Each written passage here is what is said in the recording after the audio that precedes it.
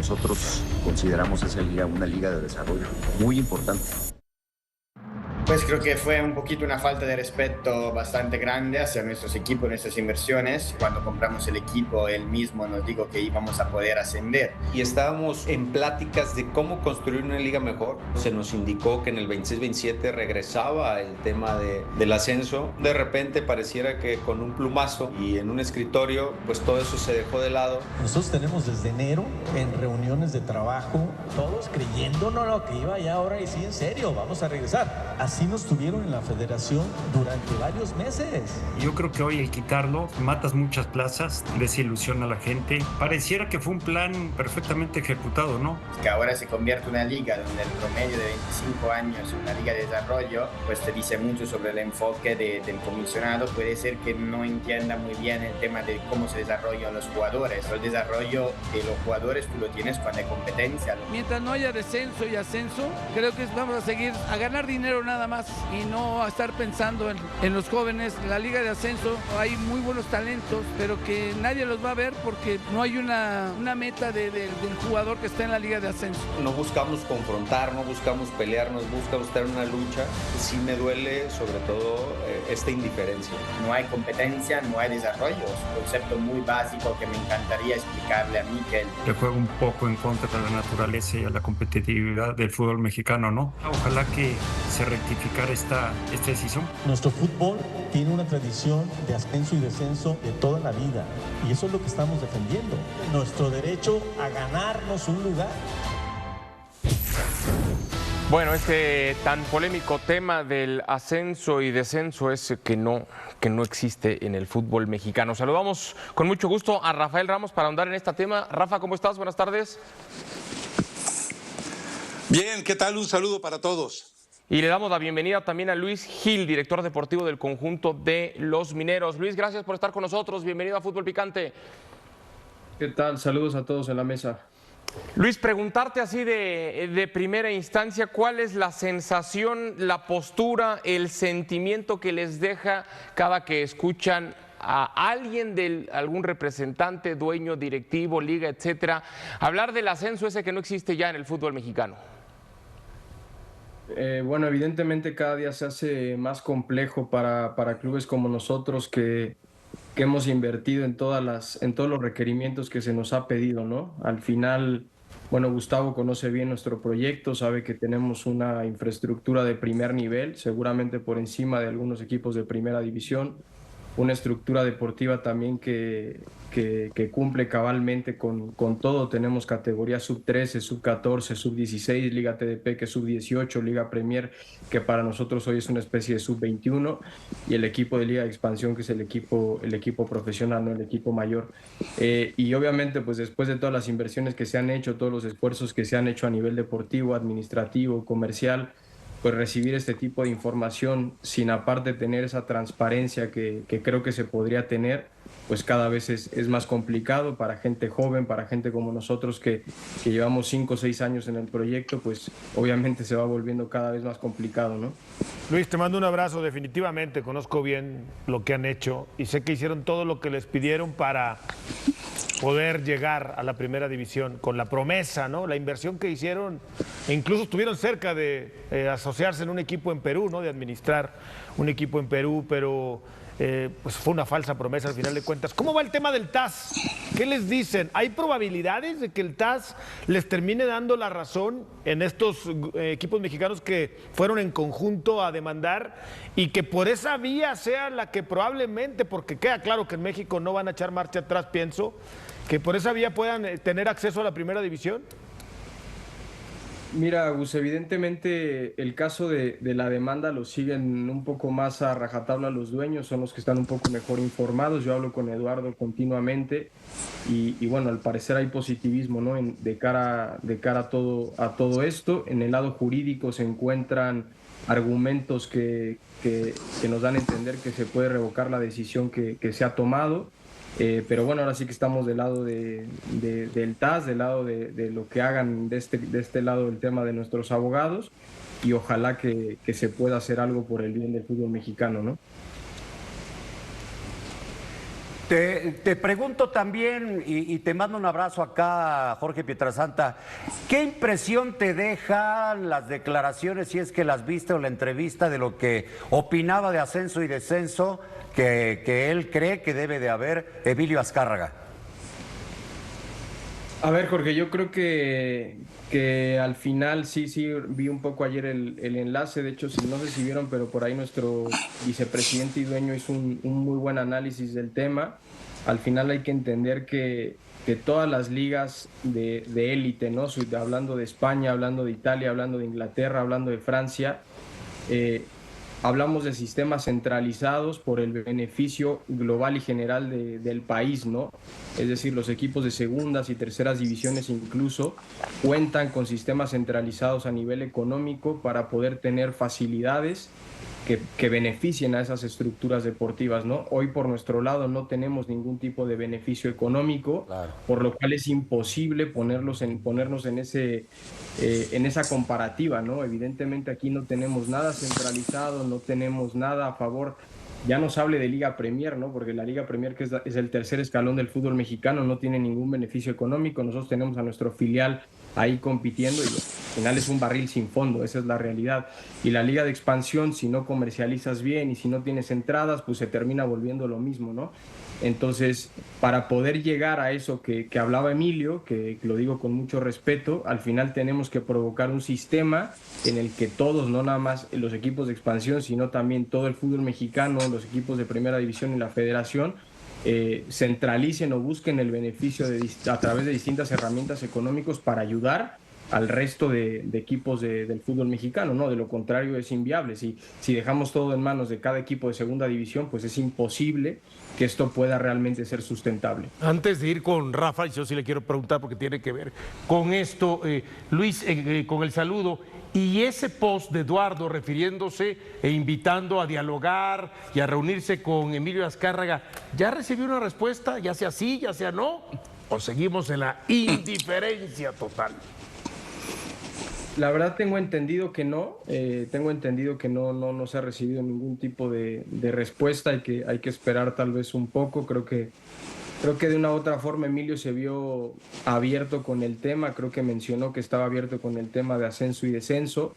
Creo que hay que abrir estas mesas de debate y estas mesas de diálogo realmente con los equipos de primera división para buscar el beneficio mutuo. De lo contrario, bueno, pues es imposible, ¿no? que esto pueda beneficiarnos a todos, ¿no? Rafa, ¿qué opinas de lo que se ha dicho tanto del lado de la liga, del lado de los dueños, y en contraparte con lo que dicen los directivos y dueños? ¿Y qué sabe también Rafa? ¿Y qué es lo que sabes tú? A ver, y nos queda algo muy claro. Es decir, Emilio Azcárraga ya miente. El hecho de que venga a decir que él está a favor del ascenso y descenso, recordemos que la voz cantante en aquella asamblea de dueños o junta de dueños, como decía Erickson, estuvo marcada por el América. El América fue el único equipo de los supuestamente grandes, que sabemos que no los hay en el fútbol mexicano, que votó a favor de la eliminación del ascenso y el descenso. Y recordemos que a su lado estaba el Alta Arboy, multipropiedad, Alejandro Irarrágorri. Recordemos que a su lado estaba también TV Azteca o Salinas Pliego con 3 votos, es decir, tenía parte del voto del Atlas, tenía el voto del Morelia y el voto del Puebla. Y el resto era simplemente, si aquella votación hubiera sido legal de multipropietarios y de propietarios, hubiera sido un 7-7, no la farsa del 10-8 y del 8-7 que se manejó. Es decir, ahí empezamos a ver mentiras en todo este planteamiento. Ahora, no nos engañemos.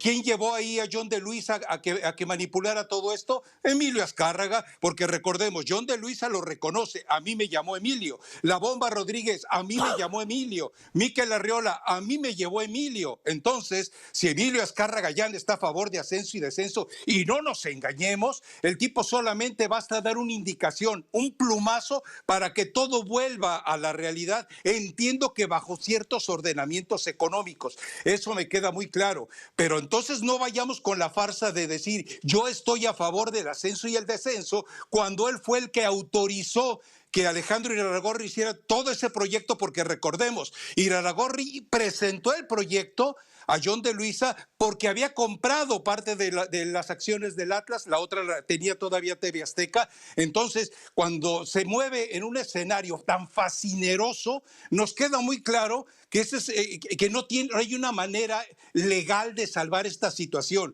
Ahora, la única recomendación que queda para esta liga de expansión es una de dos: divórciate totalmente de la Federación Mexicana de Fútbol, mete una demanda por monopolio y busca tu propio cauce. No le haría daño a nadie. ¿Qué está pasando en Estados Unidos? La USL tiene una demanda interpuesta ante el MLS por monopolio. Cabe totalmente en la forma que se está manejando en México. Ahora, si hace falta que si Emilio abre la puerta, bueno, entonces vayan al Salón Oval de Televisa todos los dueños de equipos de la Liga de Expansión y se planten ante él. A ver, ¿de verdad quieres solucionar esto? Vamos a solucionarlo, pero que no hablen de Mikel Arriola, que no hablen de nadie más. Son títeres. El único que puede revertir todo esto es Emilio Azcárraga Gallán y el hemisferio izquierdo de su cerebro, que es Bernardo Gómez. Lo demás es querer engañar a la gente, ¿eh? Bueno, Luis, de todo esto que dice Rafa, ¿hay alguna postura, algunas ideas? ¿Está el grupo de los equipos de expansión unido como para que todos vayan a proponer algo en concreto y decir, a ver, dices que en la primera división, cuando se pierde la franquicia, se pierde dinero y no hay una base como para tratar de que no haya tanta pérdida? En el aspecto meramente financiero, entiendo que hay que compartir lo deportivo, pero en el financiero, ¿cuál sería la postura o la propuesta de decir, a ver, no estamos de acuerdo porque nosotros para fortalecer esto proponemos esto? Sí, de hecho los dueños han trabajado de manera continua en distintos espacios, lo hicieron en algún momento con la Federación Mexicana de Fútbol para tratar de crear un sistema que ayudara al beneficio de todas las franquicias, ¿no? Al final, es lo que te digo, creo que hay espacios todavía un poco cerrados. Nosotros como club y alineados con el resto de equipos de la liga que comparten el mismo interés que nosotros, claro que hay un plan y claro que incluso estamos intentando emular cosas que se hacen en otras partes del mundo, porque entendemos que se pueden imitar cosas que se hacen en otras partes del mundo. Hay que entender que México tiene una burbuja económica impresionante, que el fútbol mueve nuestro sistema, esa es la realidad, y que a través del mismo podemos crear esos sistemas para beneficiar al fútbol mexicano completamente, ¿no? Pero si al final no trabajamos en conjunto, pues evidentemente cada vez va a ser más difícil. Oye, Luis, para cuantificar, ¿cuánto pierde un equipo como Mineros al saber que no va a haber expansión o que no va a haber ascenso? En cuanto a sus patrocinadores, ¿cuánto bajó el interés económico del patrocinador en porcentaje, si quieres, y en taquilla? ¿La gente perdió interés tras saber que no va a haber ascenso y descenso, o ustedes se mantuvieron en números igual? No, mira, al final, Gus, hay que entender algo. Lo que es el tema de Mineros Zacatecas es una franquicia que lleva 11 años de existencia y parte de su etapa fue pertenecer a Grupo Pachuca y otra parte a lo que es Grupo Islo, ¿no? Que es un grupo zacatecano. Obviamente en la etapa de Grupo Pachuca, en la novedad y demás, el equipo tuvo muy buenas entradas, tuvo muy buena taquilla y se sostuvo así por gran parte de lo que fue el ascenso. La familia López compra el equipo en época de pandemia, que es justamente cuando se cierra el ascenso, a través también de esta promesa que se hace de que el ascenso va a volver en algún momento. Y evidentemente, a ver, el primer año ni siquiera hubo entradas, lo saben, por el tema de pandemia, y posteriormente, bueno, las entradas en la liga han sido realmente bajas, esa es la realidad. Nosotros hoy nos sostenemos en un estándar a partir del semestre pasado porque se han desarrollado muy buenas estrategias a nivel comercial y demás, en donde podemos sostener entradas tal vez entre los 3,000 y 5,000 espectadores.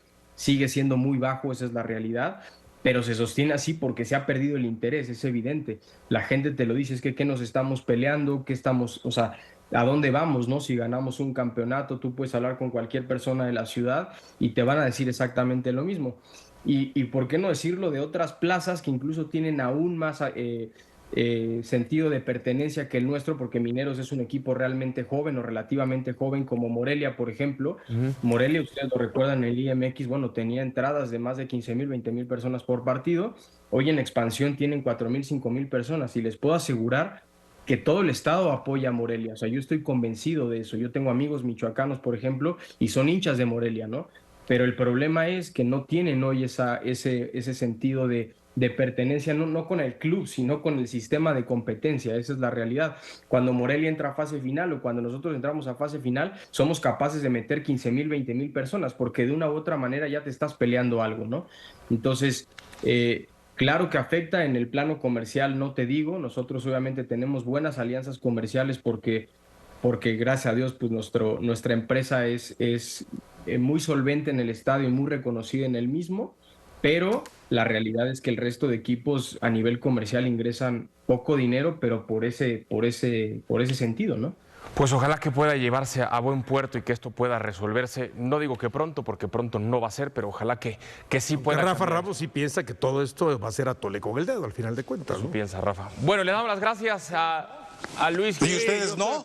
Y a Rafa Ramos. Sí, ¿Ustedes no? También, Rafita, no te dejamos solo. Son el hemisferio izquierdo del cerebro de Rafa Ramos. No arrugue, no arrugue. Adiós. Muy amables, gracias por estar con nosotros. Saludos.